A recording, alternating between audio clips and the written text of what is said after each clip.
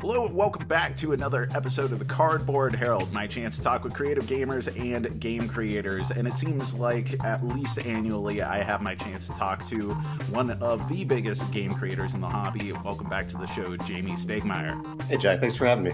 Yeah, man. Well, you are back today to talk about a couple of things, but one of the most hotly anticipated things is Pendulum. This is Project Sand, or Codename Sand. I guess you've always used code names for your games. Tell me about how Sand is representative of this new game, Pendulum. Yeah, so here's the Pendulum box. This is a game designed by Travis Jones, and Travis created this really interesting worker placement system that uses time optimization and involving sand timers. This is where the sand comes in. So it's not a desert-themed game. It's not. Yeah, it's about sand timers, where you are putting workers on worker placement action spots at a certain time, and then when a timer flips to that area where the workers are, those workers are locked into those actions. To do those actions, they gather some resources, they do some things, and the workers have to stay there as long as that timer is there. Until that timer runs out. You know, for a lot of people, their first instinct is that as soon as you say sand timer, that's going to bring in real time. And then when you bring in real time, people are like, well, that takes out all the strategy. So tell me about how you manage to incorporate a temporal element into this game, but actually make it a strategy game that Stonemaier is known for. The worry that I have with some real-time games is that I get really stressed when I play them. They can cause stress, but that isn't the case in Pendulum.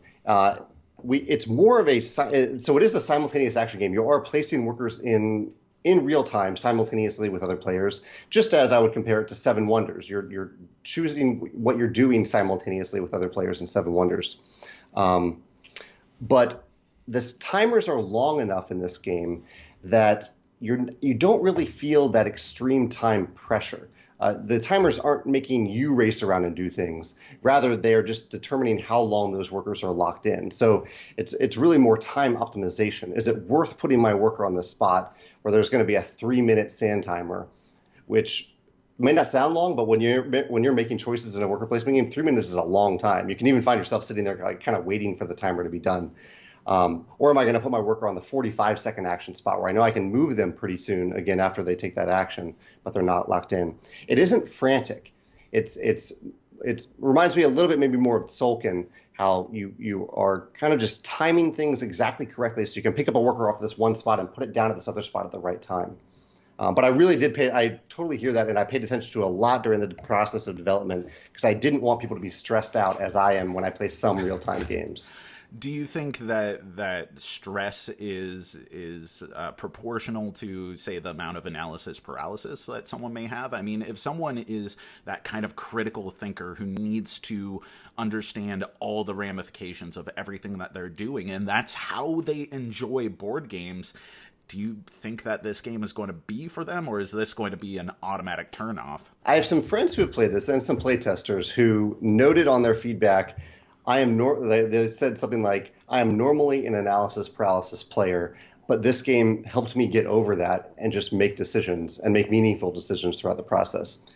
I'm sure there is a small subset of gamers that will be immensely frustrated by this, or they won't be able to deal with it. They need to spend that extra time to focus on it. But I think there will be a bigger subset of people who maybe normally struggle a little bit with analysis paralysis and feel a sense of freedom by the timers in this game, where they know, okay, I have 3 minutes to make a decision. The timer is telling me this. That is my limit. I will make something happen that is meaningful and interesting to me within that time frame. Tell me about the general course of play. Like, if one person is taking significantly longer than other players to make decisions, is that going to inhibit everyone else from being able to make decisions, or can they freely play and optimize their own placements, and it'll just be to the detriment of the person taking all their time?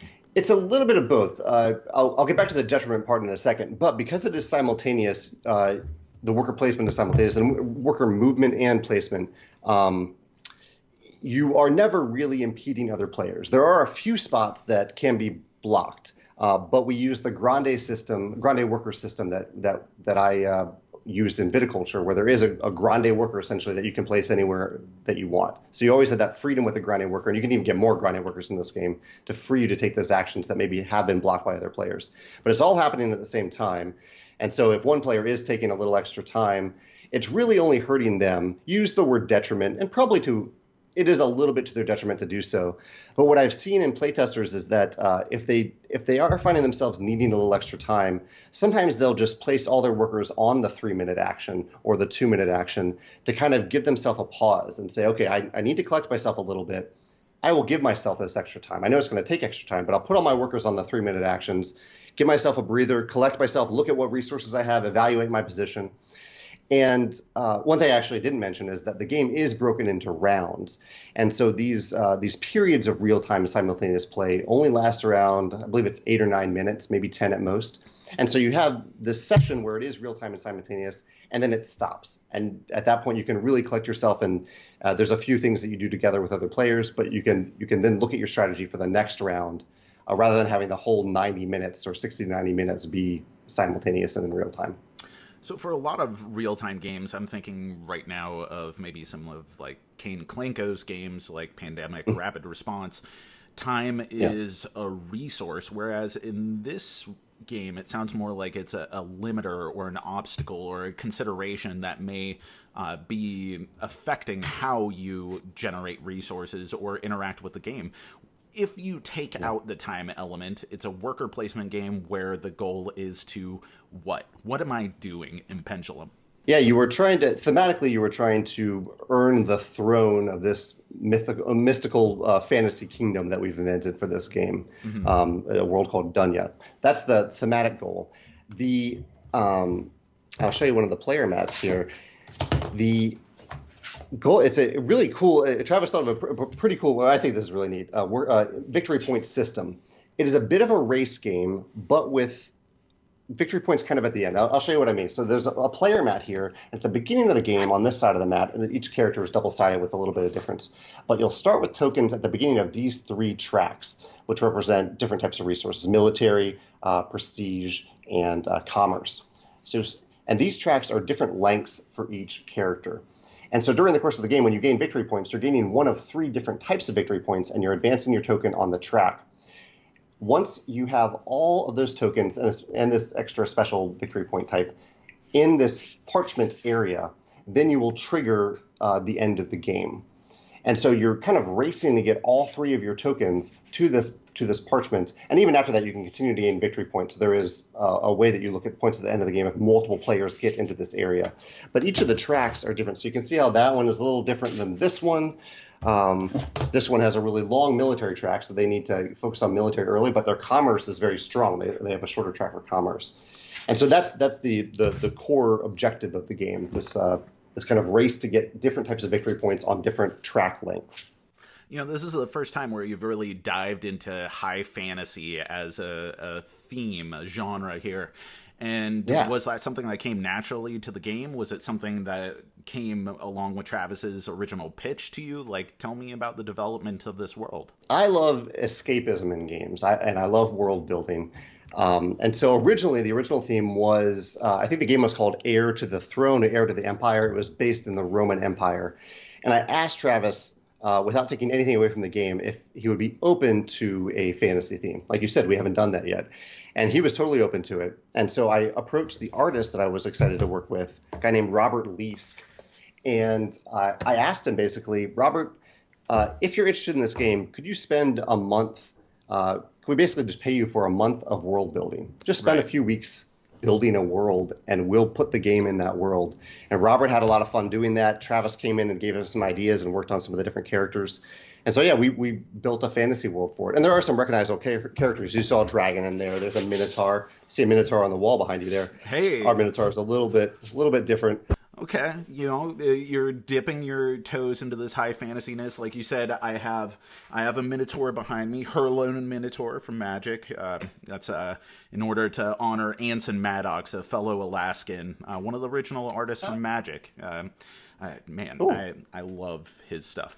But Yeah. You know, like, are we going to see kind of a twist on the classic high fantasy? You know, I'm thinking now, Jaws of the Lion just came out, the new Yeah. Gloomhaven game, and I think of Isaac Childress really making a big stamp on the world of fantasy gaming, in part of having a really cool game, but also in trying to subvert some of the expectations for what is a classic fantasy setting. And this looks a little bit more on par with what someone might expect out of classic Dungeons and Dragons. Is that accurate? Well, we really did try to incorporate time, the theme of time, into the world and into the theme of the game. So I think that's our twist to it. You're right. There are some very familiar elements here, and Isaac, I think, did such a wonderful job with the world building in Gloomhaven and Frosthaven, taking those things that are a little familiar, but creating his own races and peoples. And yeah, it's definitely not at that level. But it is.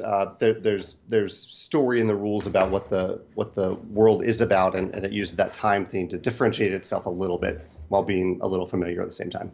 Well, tell me about the origins of this game in the first place. I mean, so what is the interaction where Travis approaches you and is like, yo, Stonemaier interested in a game with real-time elements? Like, were you immediately intrigued, or you were like, oh boy, okay, I'm going to sit down and look at this to be courteous, but then move along? Like, how did this project come about? So we host something called the Stonemaier Games Design Day every year. I think we've done it for around six or 7 years at this point. And the idea behind the Design Day is that it's basically just a one-day event where a bunch of designers from around the country, a lot in St. Louis, but some of them come from around the country, gather together at Pieces Game Cafe in St. Louis. And it's kind of like an unpub event. They bring their prototypes to play. People show up to play test the games. And we also play some published games to learn from them as well.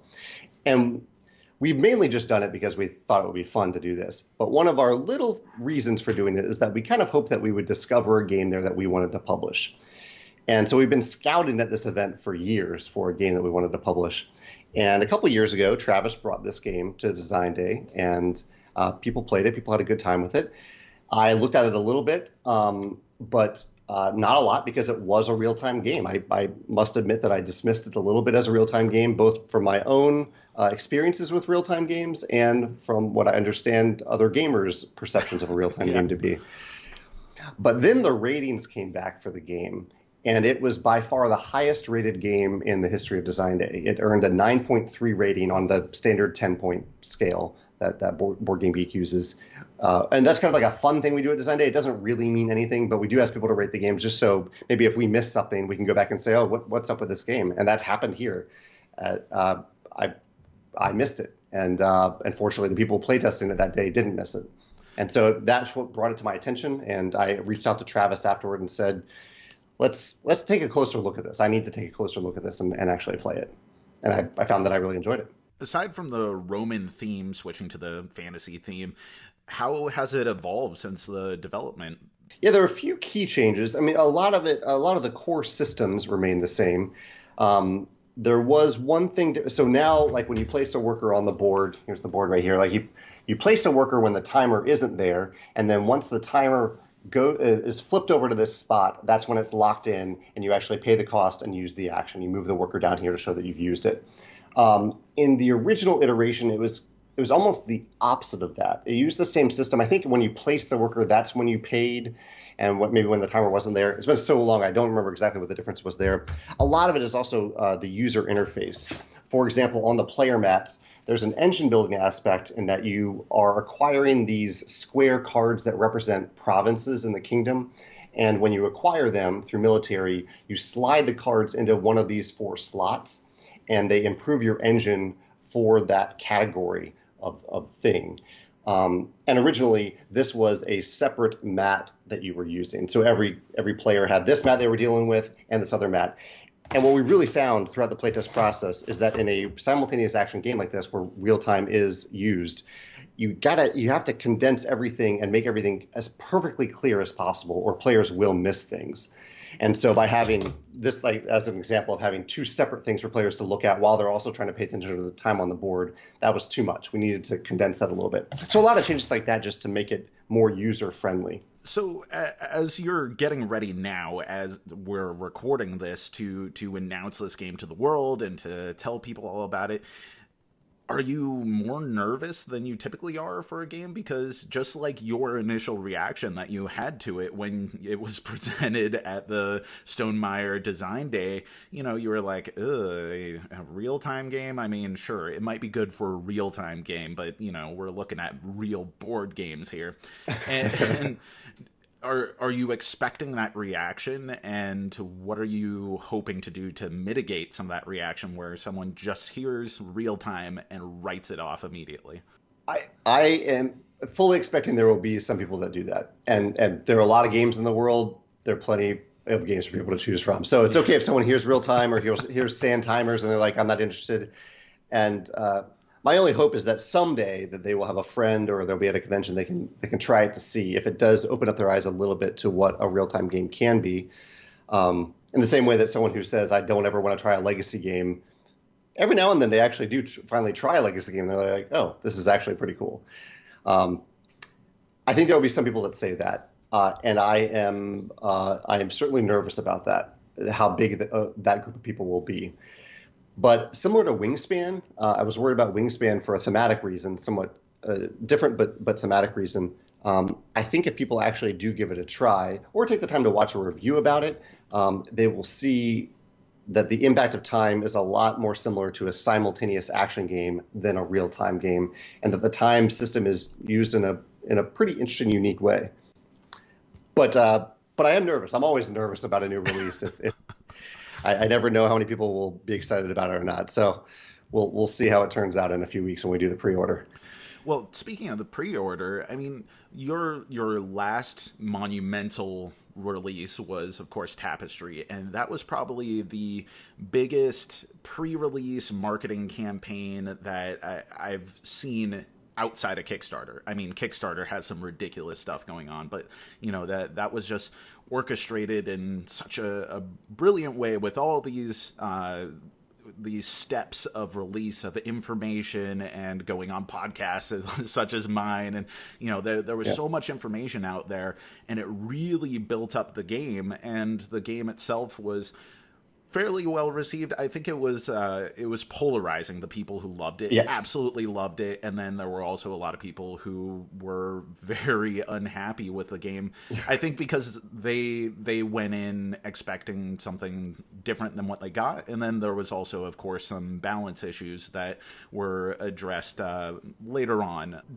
Did you learn anything from the Tapestry release, and does that affect how you are planning on presenting this game and rolling out the pre-release cycle? Are you just planning on full steam ahead, do what's worked in the past? I mean, obviously Tapestry sold. So one thing I try to be really careful about when I talk about a game is, I think we've probably even talked about hype before, you and I, that term hype. Yeah.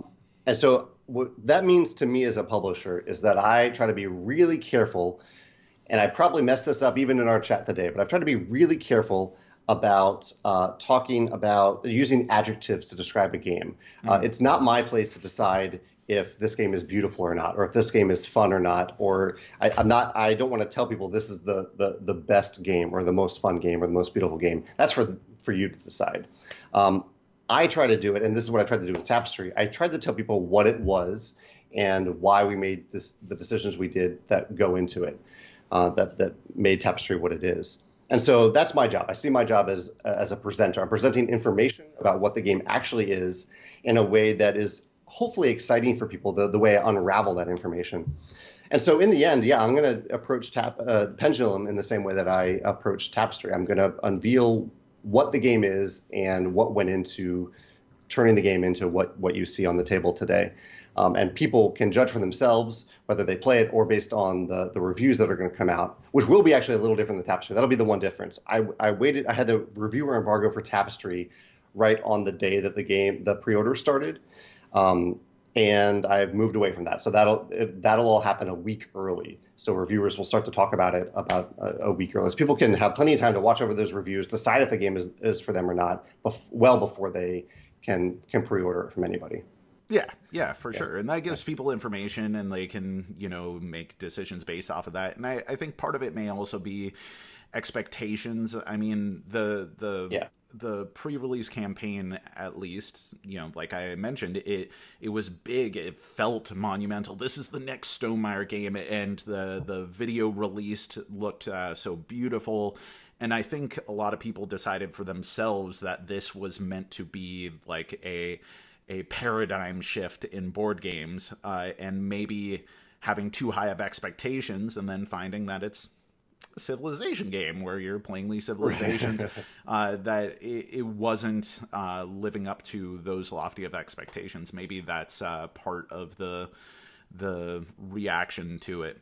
Now, as we're speaking about getting ready for release and everything, COVID is making all sorts of important impacts on the world, really, as a whole, not just the release of board games. But how is COVID affecting Stonemaier games? I know that we have a lot of information about how it's affecting Kickstarter releases, and people are changing when they're putting Kickstarters up. They're modifying their dates for delivery because of manufacturing concerns, that kind of stuff.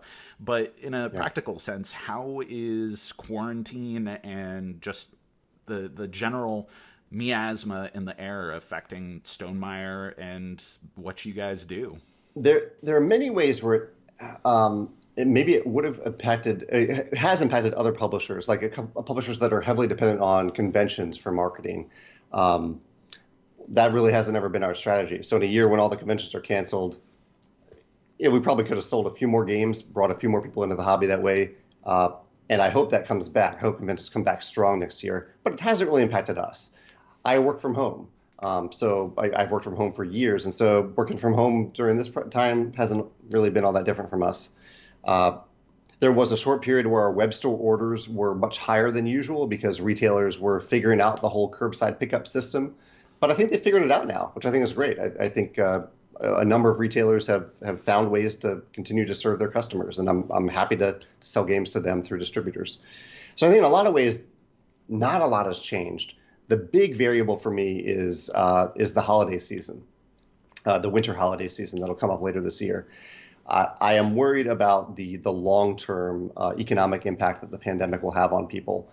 For the first few months, people are at home a lot. They want things to do at home. And so board games, I think a lot of people turn to board games. But in the long run, if we still have 20-25% unemployment, people aren't going to be buying a lot of non-necessities during the holiday season, in my opinion. Maybe it'll still happen, but I'm concerned about it. So our holiday print run, which we initiated a few weeks ago, is a lot smaller than it would normally be, because I don't want to have 50,000 games sitting in a warehouse if the economy really, really does poorly around that time.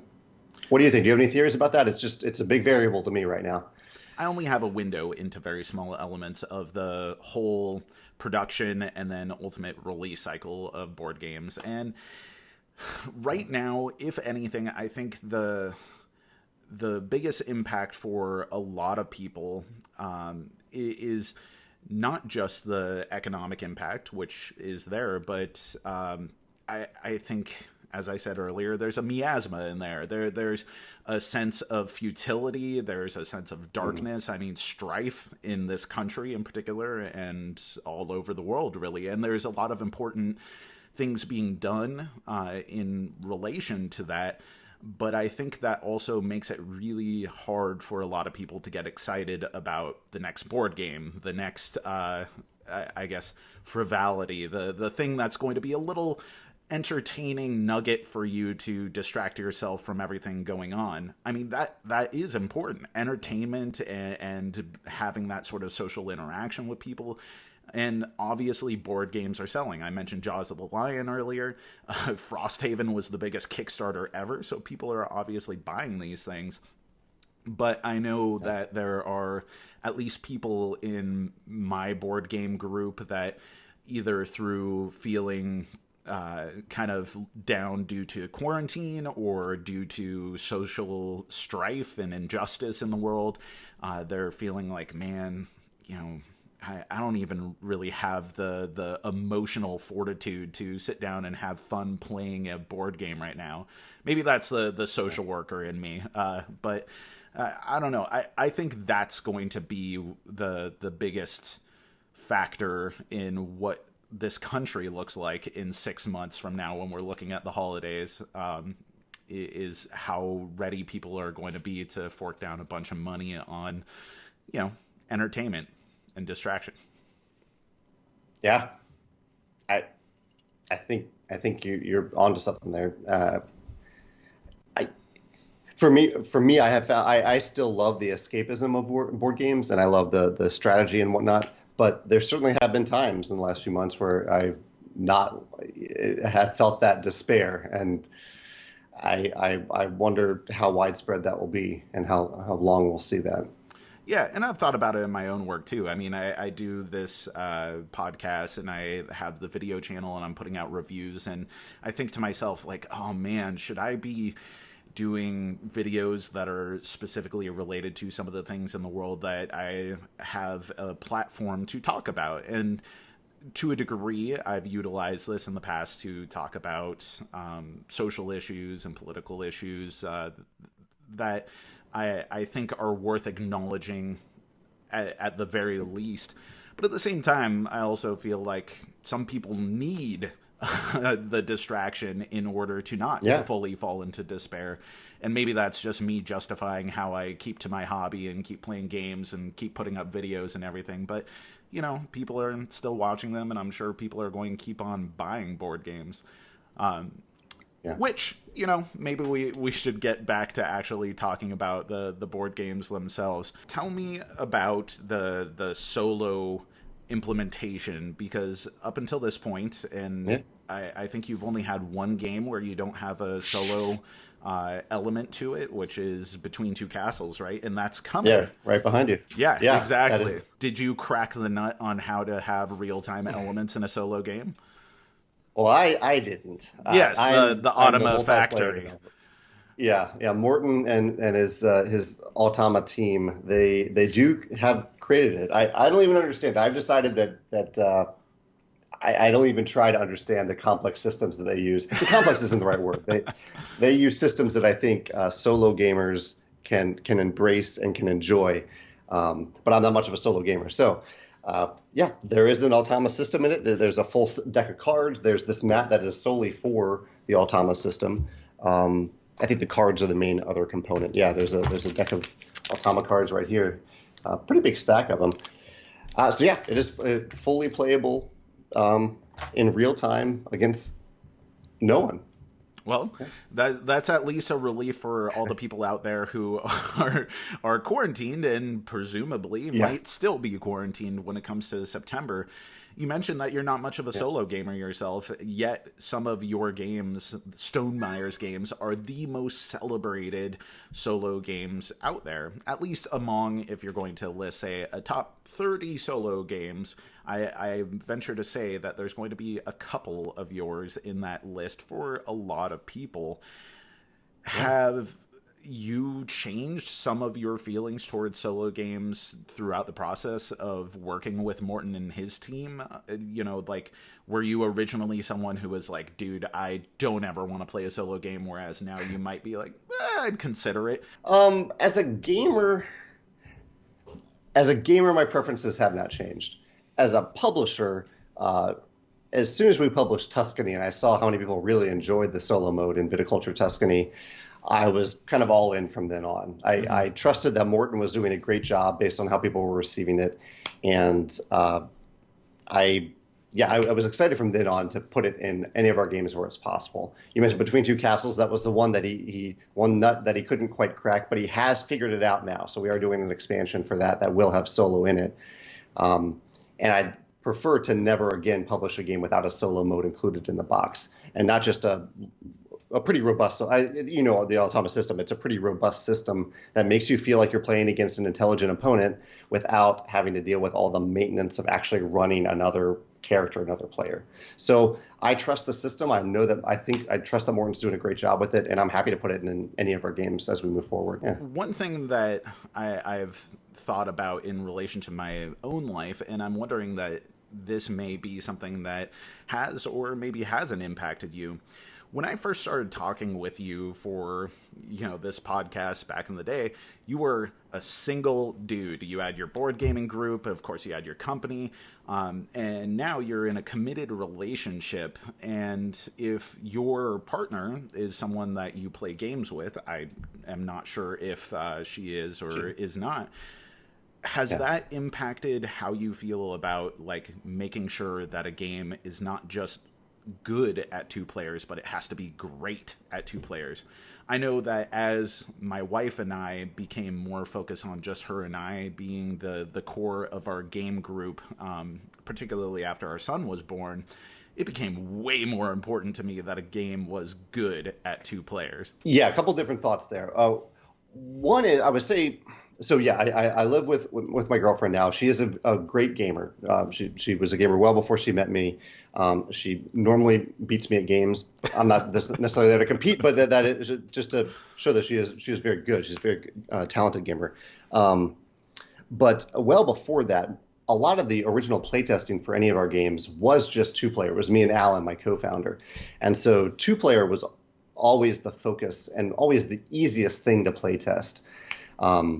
And so that was always kind of there. But what I found, especially with the combination of living with Megan, being in a committed relationship, and COVID, is that two-player games are my main outlet. They're really my only outlet for playing on a tabletop. And so it's been a lot of fun to navigate that, to find games I've opened myself up to a lot of games that only play with two players, because normally in my game group of 10 to 12 people, those wouldn't really hit the table.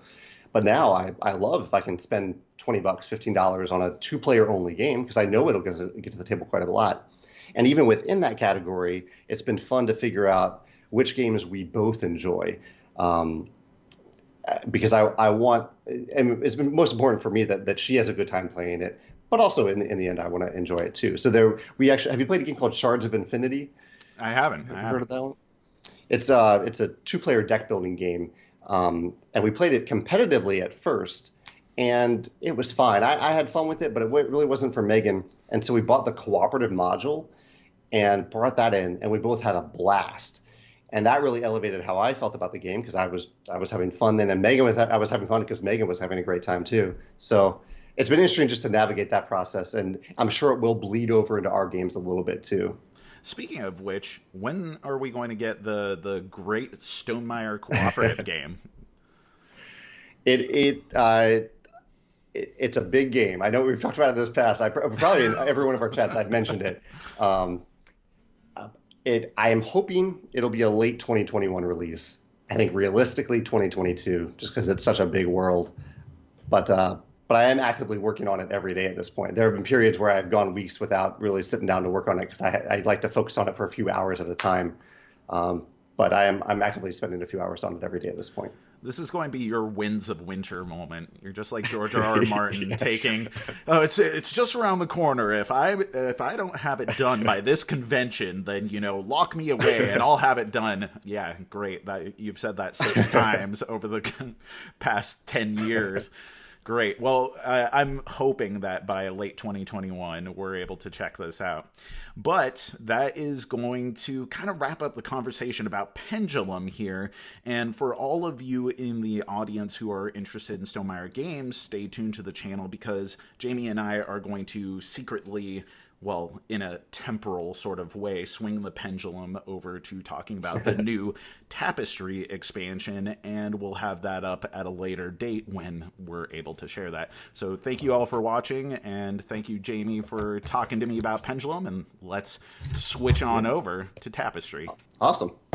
If you enjoyed this video, we have all kinds of other reviews, interviews, and recommendations via writing, podcasts, and video here on our channel and website cardboardherald.com. Our content is audience supported, so if you want to show your support, please visit our Patreon. Thank you so much for watching. This has been the Cardboard Herald.